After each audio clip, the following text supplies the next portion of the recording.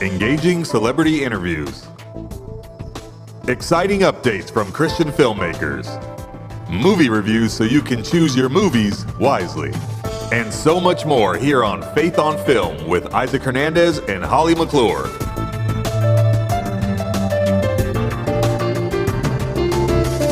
Hello, everybody. Welcome to this episode of Faith on Film. So excited to have you join us today. Holly, how are you doing today? Doing great, Isaac. And I love when we interview producers, directors, people kind of behind the scenes of movies. And today we're going to do just that. And it's a new movie coming out, a true story, Brave the Dark. And we're going to show you a trailer on it. But we're going to interview Derek Dienner, who's going to talk about the film, the production, what happened on it, and some faith elements of it, as well as the other side of the story. So can't wait for you guys to watch it. It's going to be a great interview. Fantastic. Well, let's take a look at the trailer. My father was an angry man.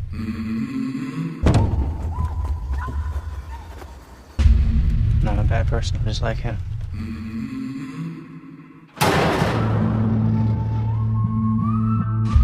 Nathan Williams, you're under arrest. I'm here to see Nathan Williams. Are you family? No, I'm his teacher. You don't belong here. We're gonna get you out. Do you have any family I can call? No one. You gotta get back in school. You have a convicted felon living with you. A poor little homeless boy from a charity case would make you feel good? What? You do realize that this is your only chance. Screw you, dude. Screw me, really? You're not a social worker. There's a good kid there. Is there a problem? You have brought him back here. What exactly do you know about this kid? Hey. I know he was living out of his car for 2 years, going hungry. You've got to be careful. This is not the same as being their teacher. Stand on the chair, take a deep breath. Sam, your first priority is to this school. Isn't my first priority to my students? What? All of them? Failure to graduate guarantees you serve the sentence in full. You gonna try and fix me? You know any people who tried? Maybe we're getting somewhere. Come on, what else you got? Come on! A liar, a loser. I've heard it all before. You know, whether it's something your dad did to you or your mom didn't do, you have got to deal with it. You weren't there. Why are you care if I don't care? I care that you don't go to prison. Some kids are born behind the 8 ball. I can't do this. And I'm cursed. We're lying to them when we say everything's gonna work out just fine.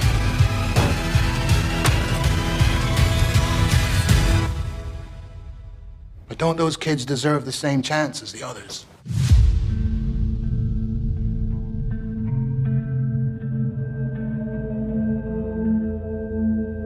Welcome to Faith on Film, Derek. Yeah, we are excited about this interview and excited about this movie, Brave the Dark. My goodness, it's not a typical, I think, teen film. In fact, it really deals with a lot of issues. Tell us what it's about, so that people get a good idea. It's rated PG-13, so we're assuming it's for what 8, 9, 10 and above crowd, preteen. What would you say? Yeah, I'd say I have 2 kids, 14 and 11. And, I would say my kids actually have not seen it until opening weekend. They've been kind of sitting on the edge of the seats waiting for this. I'll take my kids to see it and above, but it does deal with some mature, topics and things with Nate going through really hard things in his life and experienced trauma as a young kid. But there's such redemption and hope in this film. And Mr. Dean's character, played by Jared Harris, he's just an incredible actor and plays a lot of hope, and there's a lot of fun. He is like a really joyful human, Mr. Dean, in real life, and it was based on his life. So it's a beautiful film. And it's a story. Can give us a brief synopsis of what it is. We pick up where he, is out of school, in school. Just give us a synopsis. Yeah. So it really starts when Nate is 16. It's in 1986, 16, 17 years old there, and he's in school. He's living out of his car. And nobody knows it. He's lying to everybody at school, lying to his teachers. He ran away from his foster family and is living out of his car. And so he's getting in and out of jail, in and out of trouble. And his teacher notices and doesn't just let the system take care of him and decides to step in and see what's really going on. And he really discovers, a dark past and discovers kind of how can he help this kid get through it.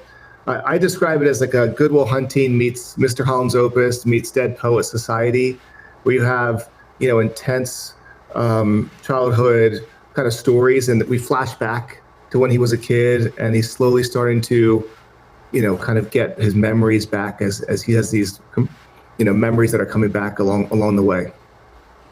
Go ahead. Go ahead.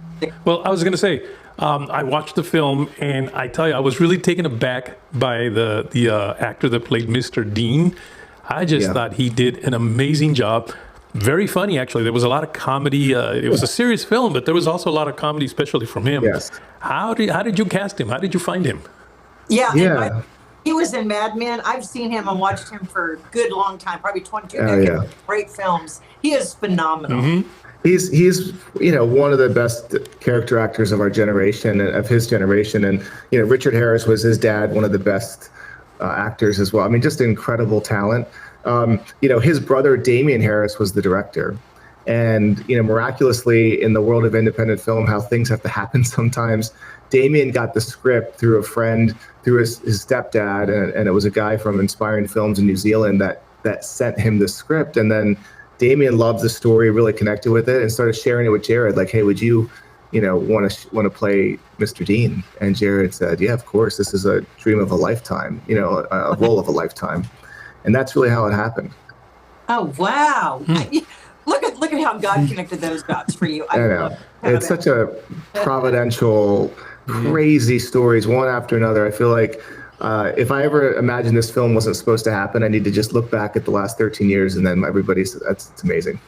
And Nicholas Hamilton, who plays Nathan. Let's talk his career, where he's from. That kid's talented. I know. Yeah, he really is. He was in It and Captain Fantastic, and Damian knew him from kind of his connections in LA. They both lived in LA at the time, and the director Damian Harris brought him in too. So Damian was a big part of this film, making it all happen. Oh my gosh, yes, absolutely. Now the story it goes back and deals back with tell us some of the themes, so people identify with this, because a lot of different themes are covered. Yeah, for sure. I mean, it's a universal film that covers a lot of different things, but it opens up with Nate running, and it's basically. Nate is trying to not run from his past, I think, and he is running from his past. It's a combination of those things. And he runs track to just take a shower. Like, he needs the shower because he's living out of his car. But he's also really talented. He won a lot of races. But the theme is like, don't run from your past. Don't let your past dictate your future. And then it's also like, I mean, that's one big theme. I mean, I don't want to gloss over that. That's a big theme. Well, go ahead, Isaac. Now, I mean, another obvious theme here is, of course, the fact of, Mr. Dean being such a mentor and caring for this kid. And yes, apparently that was just his personality. He really loved students. He loved kids, loved his students, his people around him that needed help. How did you come up with this story? How did you find it? Well, so Nate, who the story's about, like his actual story, 13 years ago, he started writing it down with his writing partner, Don Spencer. And, Mr. Dean, Stan always told him, listen, Nate, you have such a great story. You need to write this down. And he finally did 13 years ago, wrote it into a film format. And just kind of evolved. I wasn't involved right away. I knew Nate from, there's a Sight and Sound Theater, Sight and Sound Films. Nate worked there for 35 years. Stan actually got him a job there. When he graduated high school. Stan directed shows at Sight and Sound as well. And I knew about the story, I heard about it, but Nate was on his own path for 13 years, and then, got some other people involved with another production company called Inspiring Films. And then 4 years ago, they brought me in, and I went to high school at Garden Spot High School. I knew Stan Dean well. Like, I have a really personal connection there. And, I'm from Lancaster as well, and it's such a Lancaster hero story. I mean, honestly, everybody in the community knows who Stan Dean is. Like, they knew his impact. He impacted thousands of kids. When he retired from Garden Spot, he went on to do community theater and, taught the next generation of kids on stage. And it's just a profound impact on our community. So I'm honestly just so lucky and privileged to have been part of making this film. Okay. So Nathan, has he seen the film? Yeah, so he was also executive producer on the film. the whole way through. I mean, he's traveling with me for press and doing different things with me. And, the first time he saw the film was the director's cut, which was probably about 15 minutes longer than the current version. And he just sobbed after, and just him and the director just embraced. And it was just a beautiful moment, but also a hard moment because he just saw his whole life on screen. I mean, it was about a year of his life that's on screen. And it's hard as you see the film, the things that Nate dealt with in his life. I'm always thanking him because he decided to share his underwear drawer, with the world, share his dirty secrets of his past. But he was emotional, and even now, I get emotional every time I see it. The movie still works for me even now after seeing it so many times. And for him too. Have kids? Does Nathan have children? No, so he's married, doesn't have kids. They have 2 dogs, but I know. And he started the Stan Dean Foundation, which is in honor of Stan. And so that's kind of the next step. He's been working on this film for many years, and now he's using this film and his platform to help other kids. And that's kind of like Stan didn't have any kids either, and basically Nate became his son, and Stan became his dad, and Nate wants to do the same thing with kids as well, which is amazing. And I love that. Now, because really, kind of doing the same thing that Stan did. Question about, people we don't call this a faith-based film. Okay, this is a realistic story of something that really happened. So, there are situations, it's PG-13, so I'm assuming there's no really hard, rough situations, but there's probably some things. What would you advise parents for young teens to be aware of, if anything? Yeah, I think there's like I said, I'm going to have my kids see it, but it's definitely, there's conversations to be had after that. I think it's important that it's one of those films that just leaves you sitting like, oh my gosh, I can't believe this person went through that. And then I can't believe that, Stan didn't give up on him, because Nate just kept running away from Mr. Dean. He kept the running theme is a huge deal in this film. And our goal is to have people watch it.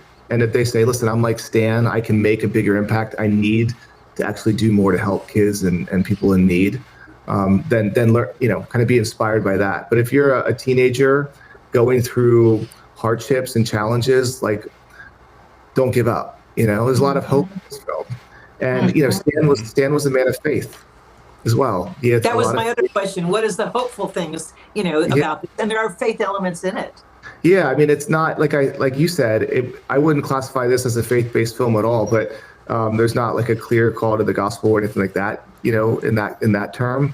But Stan's life exemplified faith, and everybody in the community knew that. I mean, he did a lot of speaking at churches and at groups for kids, and in the morning before school and all that. Really was helping, and he would always try to invite Nate to go with him on these things.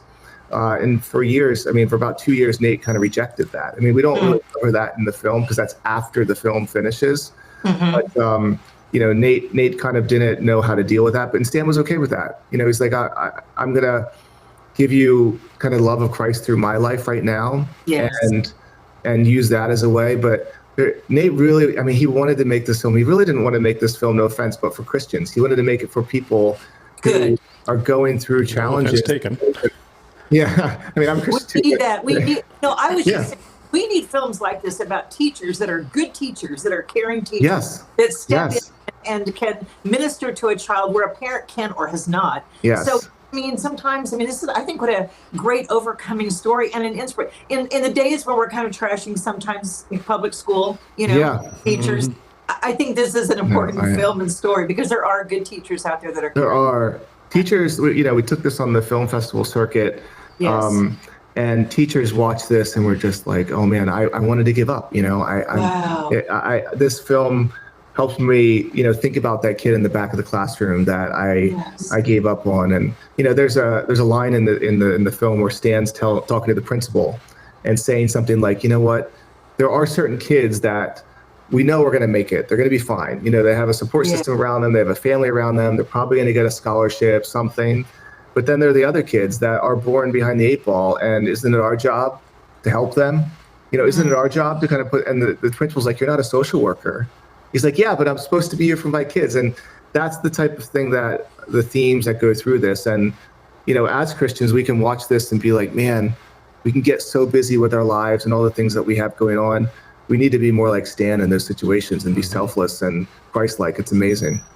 Oh, one thing I really enjoyed, by the way, about the movie was how you kind of kept me strung along, because as we went through the movie, I kept saying, well, what's it cost for him to, what was the reason he became that angry? What was going on? And it's not till the very end where I went, now I get it. And I don't want to give what the movie was, the whole thing. But it was one of those aha moments, So my hat's off to you, man.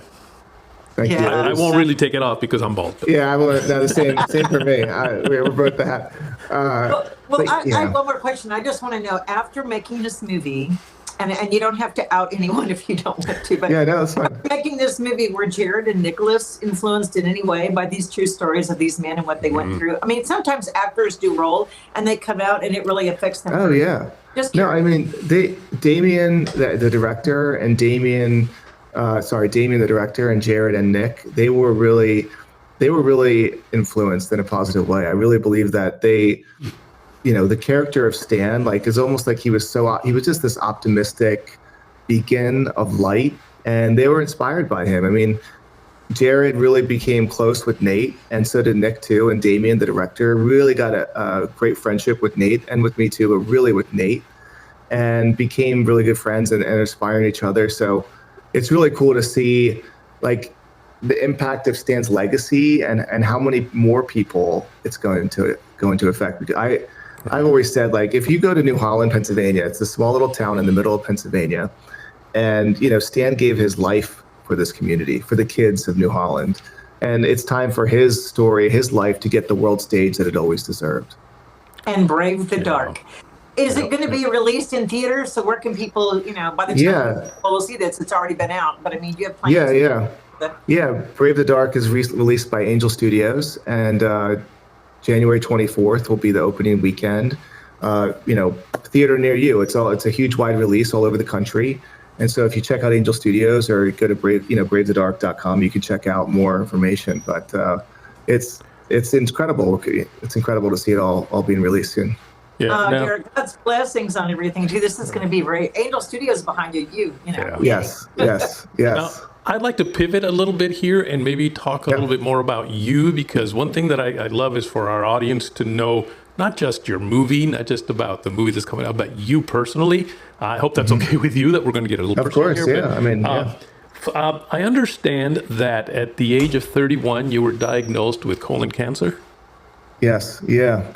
No, it's crazy. I have a production company, make films, and that's why, I decided to produce this film, because I'm about making meaningful content, making meaningful films, and we do advertising and commercials. But in my early 30s, 31, I was just building a company, raising my kids. I have a 14, 11-year-old, my wife, and never thought about mortality, never thought about kind of the end of my life until, smacked me in the face with colorectal cancer diagnosis, stage 3 at 31. And so that was quite a faith journey until I really as I got through that with chemo and surgery and all the things you do with cancer. But I was just so fortunate to have a treatable diagnosis. Stage 3 was still hard to go through and all the things, but I'm very thankful to have gotten through that 7 years ago now. And I call it the day I became alive. That's what I call it, August 24th, 2017, because I don't feel like I've been the same since. Did you have faith before that? Were you raised in a church? Or did you find your faith as a result of going? Well, I definitely found a deeper level of faith. I've had faith since a child. I was raised, in faith, but that was my relationship with God, and kind of the faith that I experienced through that journey was way deeper than I ever had in my life. It changes you, doesn't it? Yeah, it really does. And I actually did a short little 11-minute short documentary about my journey called The Day I Became Alive. And I wanted people to find that, when it's 1 a.m. and they're Googling cancer, right after they were diagnosed or something. Because we always, when you're Googling cancer, you find the bad articles about, the bad stories about somebody who passed away after a diagnosis and then a month later they're gone or something. It doesn't spread as fast about how you can be treated and how you can actually get through it. and just my faith and how that brought me through it. So that's the reason why I made it. And as a filmmaker, I just wanted to tell that story.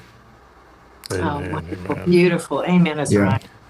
I understand you have your own podcast. Did I read that correctly? Yeah, I do. Tell me about that. Started a podcast called Make Impact, and we just have been talking to people who are using creative ideas, storytelling to make an impact. So other entrepreneurs. I'm an entrepreneur filmmaker, so it's just as much as I love the storytelling element of filmmaking, I love the entrepreneurial journey of every movie is a startup. It's its own journey. It's its own impossible Mount Everest feat, right? And so with Make Impact, it was about trying to highlight people that are doing things in that space and the creative or storytelling or using stories to impact. Absolutely. Yeah. Well, how can people follow you? How can they connect with you? Perhaps maybe even pray with you to make sure that you stay healthy. No, I appreciate that. Yeah, I mean, so Brave the Dark, you can go on the Brave the Dark website or Angel Studios. Please follow along, and I'd love for you to see that impact story. Me personally, I'm on Instagram and Facebook and LinkedIn. I'm really active on Instagram with Derek Dienner, and then Make Films Co. is my Instagram for my production company, and yeah. Well, we're going to put some of your quotes this weekend on our social media, so look for those. Connect you to it. And we're going to support everyone. Go see Brave the Dark. It is a phenomenal story. Yes. And it's got a phenomenal team behind it, which is even more fun to find out about. Yeah. So thank you so much, Derek. And God bless you and all that you are doing. You guys too. Thank you. And we praise God for your healing, because I think there's always, you always give a praise report for that. And that's part of the story too. So thank you for sharing that with us. Really appreciate it. God bless. Yeah. Thank you both. You too. God bless. My name is Derek Dienner. I'm a producer of the film Brave the Dark and owner of production company Make Films. And you're watching Faith on Film. Isaac, so true. Jared Harris, who stars in this man is brilliant. He's been in Hollywood for a long time. I loved him in Mad Men. He's done so many other things, though, that big epics and Hollywood epics. And Nicholas Hamilton, who stars as Nathan. I mean, these are Hollywood actors who did these roles, and it touched and affected them. And that's how I love how God works in Hollywood, because he weaves in characters that they're playing. But when they can see faith involved in real life situations, it changes their perspective too. I love that. Yeah, and you know what? It's a good thing that you don't have to get out there and proselytize sometimes to these people. All you have to do is live your life the way you would as a Christian, obviously, and be an example to them. And that's how many times you can affect people. I remember the little bit of time that I worked in Hollywood. Just being myself really seemed to have affected the crew that was not Christian, because I started praying before the show every day that we were doing the show, and I mentioned it to them, and I said, this is just me. I'm just going to pray. I don't expect you anything from you. I'm just going to pray because it calms me down. By the end of the week, it was a live weekly show or a daily show. By the end of the week, they were reminding me, "Hey, Isaac, don't forget to pray." So it made an impact just. Being amongst Hollywood people, secular, non-Christians, but being a Christian. Yes. And I mean, I like you talked about, this is an important story, not just for showing how a kid came out of abuse, but there's other things in this, the relationship he has with a girlfriend. There's other things that happened with his character and how he kept going, kept leaving. And the teacher, the real life guy, Stan, kept pulling him back. And how Nathan wrote his story and was on set. And how touching it was for him and emotional to see his real life story portrayed on the screen. Right. What he was and what he went through. I mean, this is going to be a movie. I'm betting, for a lot of parents, especially with troubled teens and teenagers, this would be a great film, great story to take your son or daughter or grandson or daughter to go see. And, it helps them see another character in real time perspective. Again, I love how he said too, it's not like a faith-based film. It's a story that has valuable, spiritual and redeeming elements to it for filmmakers. And that's what I think I appreciate about this movie and several more that have been coming out, is that they are movies that are intended for not just a Christian audience. And I have no problem with strong Christian movies that are preaching to the choir, and they're intended for the choir, for the Christian folks, of course. But I appreciate that movies are being made now that go beyond the Christian market and are are acceptable, are good for non-Christian people that will relate to them. Because you know what, a movie that where everybody speaks Christianese, and says, "Did you go to church today?" Yes, because the Bible says, that we must not forsake the gathering of the saints. Okay, well, the Christian will go, "Yeah, that's right, we can do that, amen." But a non-Christian hears that and they don't get it, they don't understand that, so therefore that movie they don't relate to that movie. And movies like this one, they definitely will. And the other part that I'm excited about is that it's a movie that's being made about men and good, godly men, if you will, men that really care about role models. youth, role models. So I really love what this movie is all about. I do too, and the fact that, like we even said in the interview, it's not. We're glad that there's movies like this, because there's people that will never go to a church. They won't even go to a Christian movie. But if they see Brave the Dark, oh, what's that about? Oh, it's this troubled teen. They may go see that. So I love that we need, you guys, this is what God was talking about. Go into the world and preach the world, not just going to the church and going to the Christian market, but go into the world and preach the gospel. And this is a way to go in and suddenly preach it, get a message in there, but do it in a great way. And we're behind that. So we really hope that you guys will see it. It's going to be released, I think, in another month or two. He said they're talking to theaters. So I think it'll have a release that soon, probably in the next month is what they're first saying that they're going to do, the end of January, 1st of February. But Brave the Dark, we can only say it's a great film. Go see it. It may not have elements, again, choose your movies wisely. Okay, we're not saying this is a Christian movie. We're saying it's a movie about real issues and real scenarios and real situations, that are going to deal with real things, but it does have a redemptive story at the end and a theme at the end. And the characters actually went on to do good in real life and, support and sponsor troubled kids and have organizations that do it. And so it went way beyond ministry, beyond this movie. Absolutely. So there was ministry from the But by the way, it doesn't, what you said, it's not a Christian movie, but it doesn't have anything that would be objectionable really to a Christian. There's no F-bombs, there's no cussing like that. There's no nudity, no sex. It's actually a pretty safe movie. There's drug use, just mature, it's just PG-13 things. Like he said, he has teenagers, he's taking his kids to see it, and preteens, but it's not, don't take your 5, your 5-year-old probably won't get much out of it. It's not that kind of thing. But, no, it's for teens and up. Absolutely. Well, that takes care of today's show, Holly. We certainly are getting started, very well in this year. That's right. And we love promoting films of good messages and with Christians behind it. We love that. Absolutely. Well, I just want to remind all of you to go to our website, faithonfilmtv.com. That's faithonfilmtv.com, and just go check it out. And of course, visit our YouTube channel, youtube.com/@faithonfilmtv. You'll find a lot of our shows there. And follow us on Instagram and Twitter and Facebook and all those wonderful places at Faith on Film TV. Holly? Thanks, that's it. Blessings to all, and thanks everyone for watching. Bye-bye now. Write to us at faithonfilmtv@gmail.com. That's faithonfilmtv@gmail.com. Follow us on Facebook, Instagram, and Twitter at Faith on Film TV. Also, go to our YouTube channel, Faith on Film TV, and hit the subscribe button and the bell for notifications on our latest Faith on Film shows.